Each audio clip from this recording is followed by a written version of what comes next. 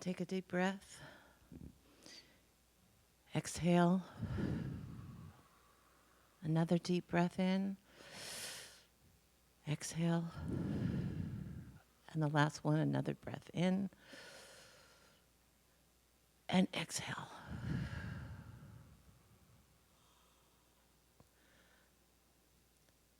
As we come back into the room, I want to acknowledge Emily for holding high watch in that corner. And for all the people here that volunteer, for all the people here who come up and pray, for Skittles to have the vulnerability to be here as Skittles and Topher all in one big package. And these beautiful musicians, the people who take care of us after, Chris and Ellen, for all the people, Susan and Maggie, who take care of me being able to speak through this microphone. My name is Reverend Tamara, Merrill, and the topic for the month is On the Wings of Love. The particular title for today is Launch into Love. And I have to tell you something, I liked last month's much better. It was called Rolling in the Deep. And I was supposed to talk, and I was going to talk about my sewage problems because it was very apropos. I hadn't felt much like love this week. There was a lot of anger, a lot of sadness from the cruelty in my own country. I'm not going to do a spiritual bypass and say, everything is all right in my soul. It is my money who is paying for people a $50,000 bonus in ICE recruitments to tear families apart. The injustice was overwhelming for me. And on a personal note, what I do is I consult for families with people with disabilities. And I was dealing with lawyers and injustice on that side. But the one thing I know from one of my special teachers, Reverend Terry Cole Whitaker, was that when you commit to something such as love, which is my week-long process of doing the title, everything unlike love comes up into your face so that you can be authentic and have integrity to say that you're committed and have an intention to love more. Because if that is your intention, I guarantee you, love won't be the first thing that comes up, right? Like Rumi said, it's about the barriers we create not to experience it. It's funny, I saw this on, I don't know if it was TikTok or YouTube, but they said there's a difference between people who call themselves religious. They are all about making sure they don't go to hell. And people who say they're spiritual, they already know that they've been there. And in deep self-reflection, I have to say this. It is difficult to love because it takes courage. The most courage that I sometimes don't find for myself. Because courage takes vulnerability. And love requires surrender. Love requires vulnerability. We think vulnerability as a weakness. And that's where the misconception goes crazy with our analytical minds. We think we're so smart. We're gonna outsmart love, maybe by never getting into an intimate relationship again after we've been abandoned or betrayed. Maybe it's that we set up armors around ourselves so nobody can touch us, so we think. And yet at the same time, it is the instinctual nature of who we are to belong. And we create these plays and these ridiculous things of power and ego and vanity. While that small voice tells us, that's not it. That's not it. I like to read right now David Benner. It's a book. He's a Christian, but he's also claims to be spiritual. That's why that joke was so apropos. And it's called Surrender to Love. And I'd like to read something right now.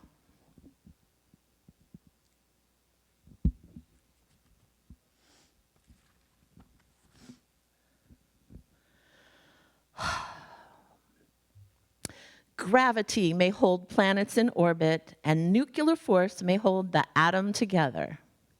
But only love has the power to transform persons. Only love can soften a hard heart. Only love can renew trust after it has been shattered. Only love can inspire acts of genuine self-sacrifice. Only love can free us from the tyranny effects of fear. There is nothing more important in life than learning to love and to be loved. Jesus elevated love as the goal of spiritual transformation. Psychoanalysts consider it the capstone of psychological growth. Giving and receiving love is at the heart of being human. This book is about love, not the soft, sentimental kind, but the strong, spiritual, transforming kind. It is about the paradoxical ways we often fear love and the way love uniquely offers release from our deepest fears. It is about the consequences of building the spiritual journey around anything else than surrender to love. So, I had a rocky road. But here we are. And I decided that feeling powerless this week, feeling really angry this week, and feeling where do I go to make the biggest impact? Because in this country, it's my responsibility to do what I can. But I feel, where do I go? I listen to the 9th District town hall meetings. I participate. I write letters. I've protested. But there's something nagging deep inside me that says, it's not enough in this time. It's not enough. Where do I go? What do I do? And I have this thing above my bed that Mother Teresa said, many times in life we cannot do great things, but we can always do small things with great love. And I was out having lunch yesterday. This young man who's always been our waiter in his Mexican restaurant in Watsonville, I said, how are you? And he told me the truth. He said, I'm not well. I have lost my faith in humanity. My family is shattered. And I'm just standing here with every ounce of my being trying to survive. And he happens to be a gay Hispanic man, which adds another layer of challenge in his life. And I think about, it's not for us to blame the other. It's not for us to wait for Superman or woman or whomever to come save us so we don't have to deal with it. For me, I think about that. I think about the things that I do that have created barriers in my life. Someone once told me to talk about this, but I find it hard. But you see, we all have to do our work right now. We all have to do our inner work. This is our lane as spiritual warriors. Our lane is in changing consciousness. Our teacher says there is a power of good in this universe and we can use it. The change comes always, always, always from the invisible to the material. That's how evolution works. That's how this life works, not the other way around. We don't wait for someone else to do something. But what is it that I'm supposed to do? How do I gain that empowerment back? How can I impact the consciousness of my country that is so cruel right now, that people have lost their way to their ego? They're spiritually starving to death, and people are suffering from it. They have forgotten who they are. They have forgotten what's important out of their fragile ego, out of vanity. And how many of us capitulate in our own lives to our own fears of whatever that is. And we hide behind so many things. At least I do. One of the things I hide behind, which is kind of a joke, is food. I'm overweight. I'm very overweight. And you know, I have great stories of why I have become overweight in my adult life, in my later years. My abuse, sexual abuse, when I was under 5 and hospitalized, my failed relationships as I was older, the reason why I need to protect myself. In that judgment, I've had people say, oh, must be hard to get up there knowing that you're so overweight. I said, you know what? When I'm here, I don't think about those things. When I am expressing and knowing who I am, I don't care about that judgment. It doesn't affect me. I cover it up. Thank you. But you know what? If you put me in a damn bathing suit and strutted me somewhere, I would die of pure embarrassment. But here's the thing. In my addiction shows up. You can see my addiction. It's very obvious. But people have hidden addictions, whether it's drugs, whether it's toxic relationships, whether it's anger, blah, and all the stories. And I don't mean to disregard them as not painful and as not real. But I'm looking at each one of you. I know inside of everyone we battle. It's part of this process of life. And I thought, I'm capitulating to my country, my money being used to hurt people, to be cruel. And if you ever have lived in another country or have visited another country to see the cruelty at its worst, we are not far behind. The capitulation from the beginning of this administration to now is only 6 months.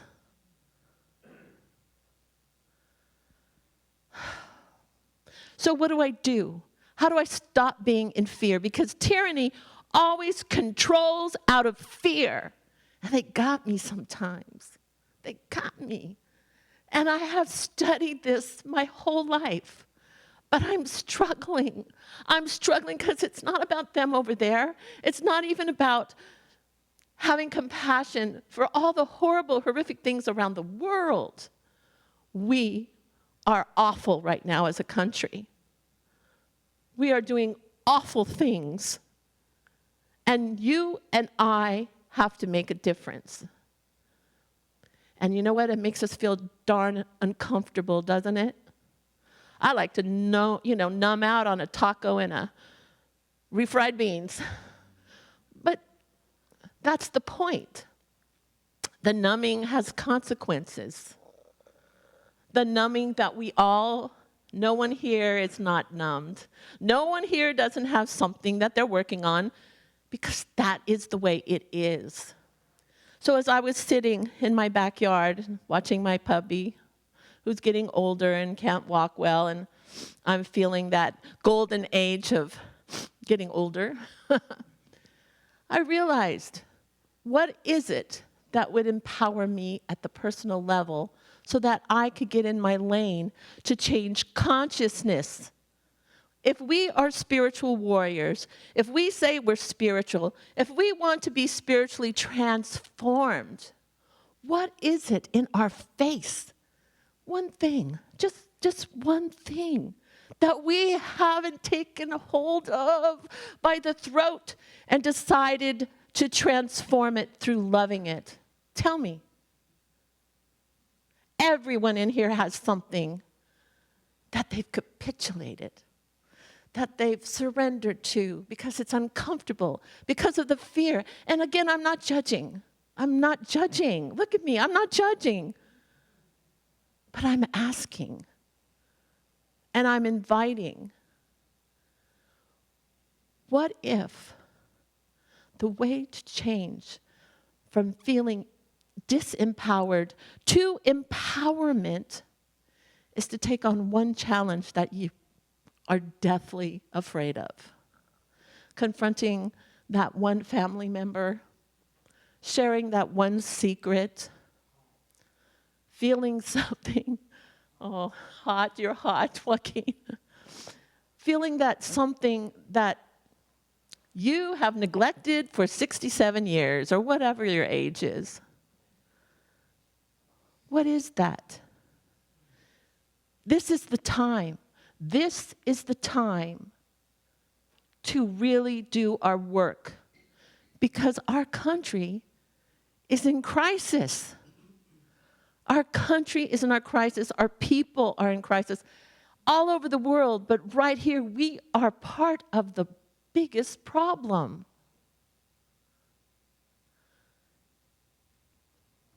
So, as I sat there, I thought about my weight.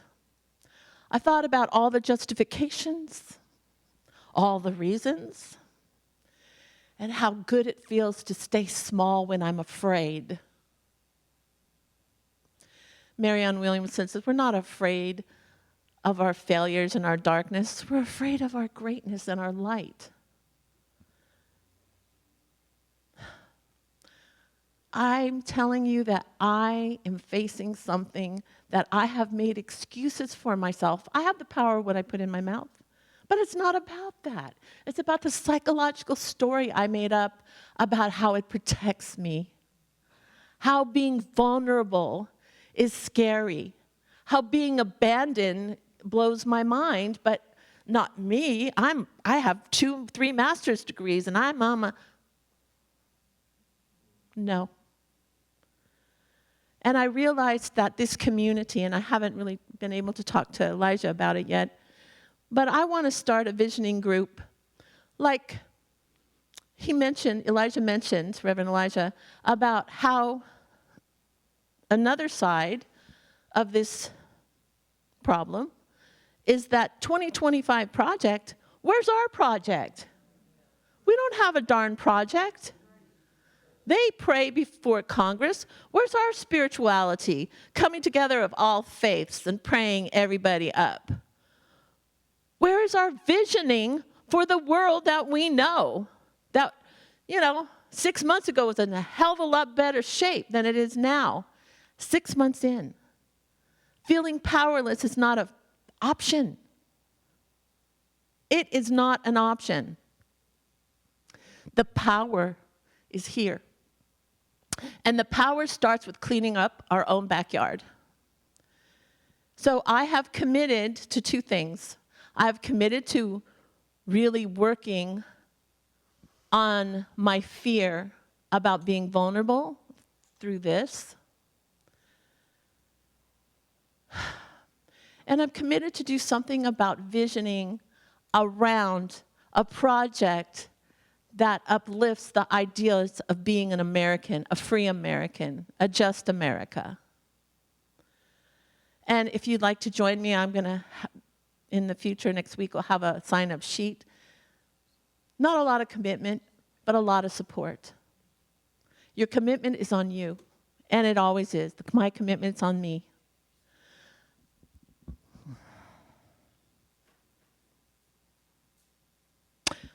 I only bring up that vulnerability because it's a real thing in my life that I have control over, that I choose to ignore a lot. I would like you all to find your Achilles heel, because in facing it and giving it love, I know you will feel more empowered. Because at the level of consciousness, when each individual goes in to do some work, that's really, really hard. That's really uncomfortable, that you have leaned on for support of what you thought was support. I'm telling you, it's part of the capitulation into allowing ourselves to be okay with what the hell is going on in this country. They are taking people off the streets with no due process. They have crumbled and make our institutions void of expression of freedom of speech and thought. It is not above my thinking that they could condemn places like this. People who want to express themselves like Topher. People like you. The resolve comes for doing the inner work. And that inner work is to find what you capitulate within yourself. Within yourself. Just one thing. One thing. And find one more thing to try to dissolve that with compassion. There's the peace sign. We're standing here in a building that's dedicated to the Resource Center for Nonviolence. The center is here to fight the good fight, to stand for principles of justice, of love, of compassion. And just because it hasn't landed in our backyard doesn't mean it's not going to. That's what happened with Hitler and the Jewish people. And people go, oh, come on, come on. I'm sorry. Just think about this. If you were an undocumented worker, but you had your green card and you were going to court and they took you away, took you from your family, then your children can't eat, your wife can't pay the rent. How would you feel if that happened to you? Can we empathize? These are human beings. Not to mention the environment on our Mother Earth. And I'm not here to ring the bell of fear. I'm here to ring the bell of freedom within our own soul by doing some work that we know we've always had to do something about at least one thing in our life. I implore you to look at that one thing. That one thing. Set it on the table. Look at it. Figure out, am I capitulating to my own soul?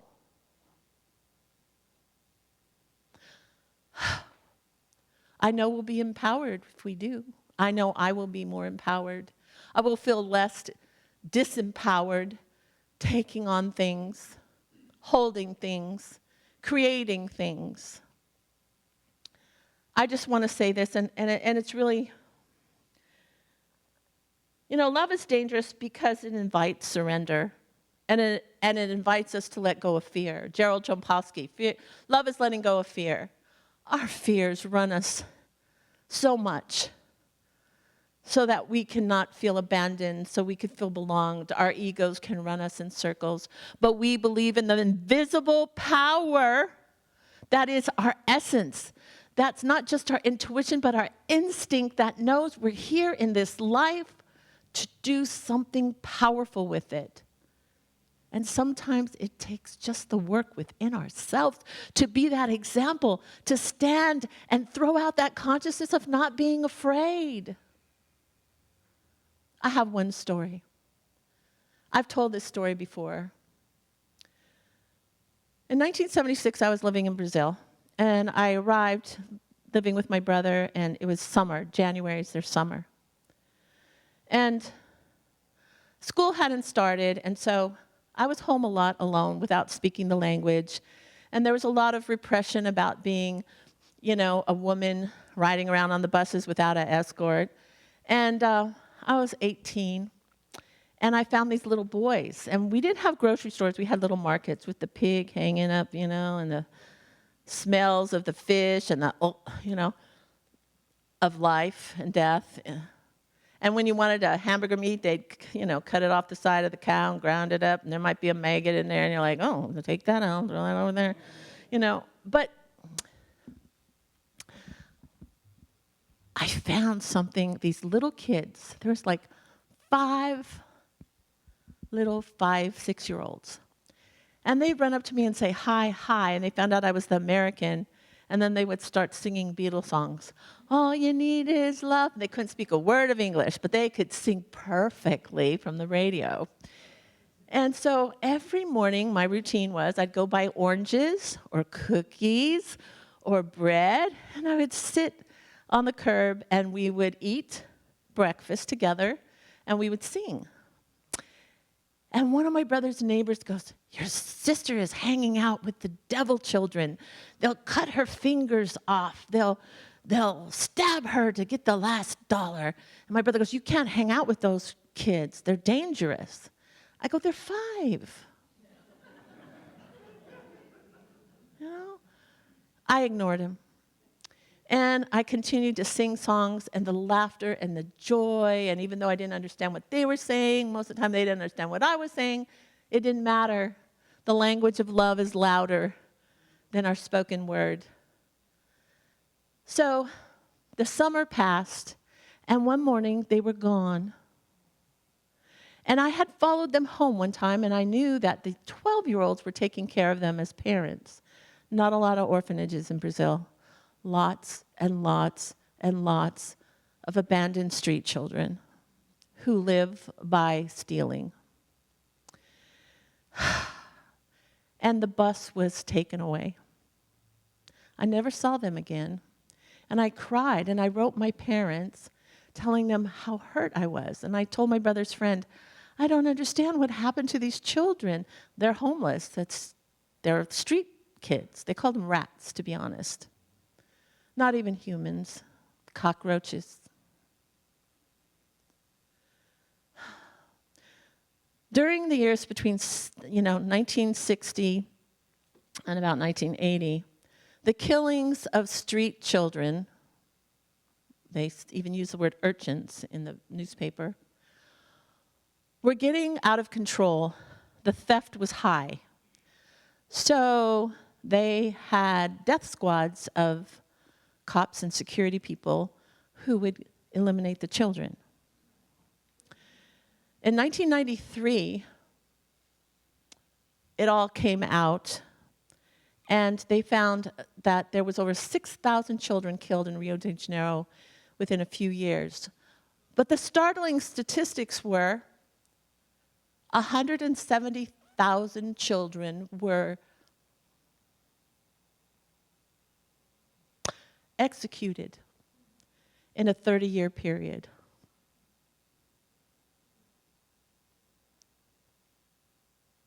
$170,000 children.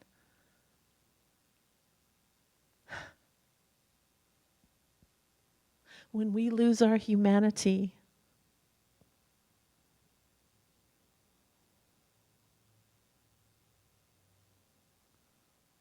one of the things that came out of that, however, is my brother's friend Miguel said he had a friend who was starting an orphanage. And the orphanage would hold about 30 children, and they would teach them skills on the farm, how to raise chickens, how to, plow the fields. And my parents heard of that, and they said they would donate money. And for over 20 years, my family donated money to that one family orphanage. It wasn't changing the world, but it was changing those people that could change other people, that could help change the world for another child. I remember that old saying from Wayne Dyer, when this little boy found thousands of starfish on the beach. I know you remember this one. And he's frantically picking them up and throwing them back into the sea so they could live. And this man walked by and he said, "Son, you can't save all of them, so why are you even trying? It doesn't make a difference." And the little boy at 8 years old picked another one up and said, "It makes a difference to this one." That's where we are. It makes a difference what you do. It makes a difference what I do with love. It makes a difference every time you come across an injustice and you support, you love. You surrender to the vulnerability of love by saying, I'll give my voice, I'll give a hand. But more importantly is when we surrender to our own self so that we can have not a hardened heart, but a heart that is resilient to make a difference wherever we go. So I challenge you today, this week, to go within. I'm challenging myself to go within and make a change in something you've capitulated within your heart and soul, something you're afraid of, and you have intellectual files of why you shouldn't have to do this. You have emotions and rage. Why should I have to do that? Because letting go of fear, surrendering to love, makes us vulnerable. And that's when Spirit can move and do its work within us as a statement of a spiritual warrior in this lane of changing our own consciousness.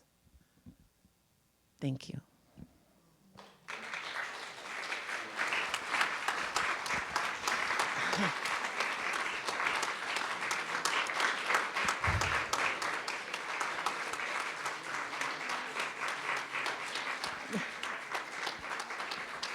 Thank you. Let us go into prayer. I know that there is a world that works for everyone, that's inside the divine design called Spirit, called God, called universal intelligence. And this power for good is ours. But it comes with a price of loving, of vulnerability, of courage, of announcing that this commitment is the force that makes the world go round, the reason and the season we are born and here. Through each and every struggle, it's about to dig deep. It's about to know instinctively that we live not in a dualistic world, but a world in which the visible is remembered, that it comes from the invisible yearnings, desires, dreams of the invisible force of our very nature. Again and again, the mysteries of how we eat a potato to turn into a fingernail, as I've said before, the mysteries of the atom and how the universe works. And the biggest mystery of all is that we must have faith. Faith in our instinct and our knowing that there is something greater, always evolving, always taking care. But we must open up to this. We must open our hearts, and I declare right now that each of us opens up to our vulnerabilities, opens up to that capitulation, to dissolve it from where it came, our mind, and to replace that with the truth that will set us free in that arena. The truth that speaks in that still small voice, that voice that God speaks without a tongue, in emotion, in feeling, in our intuition.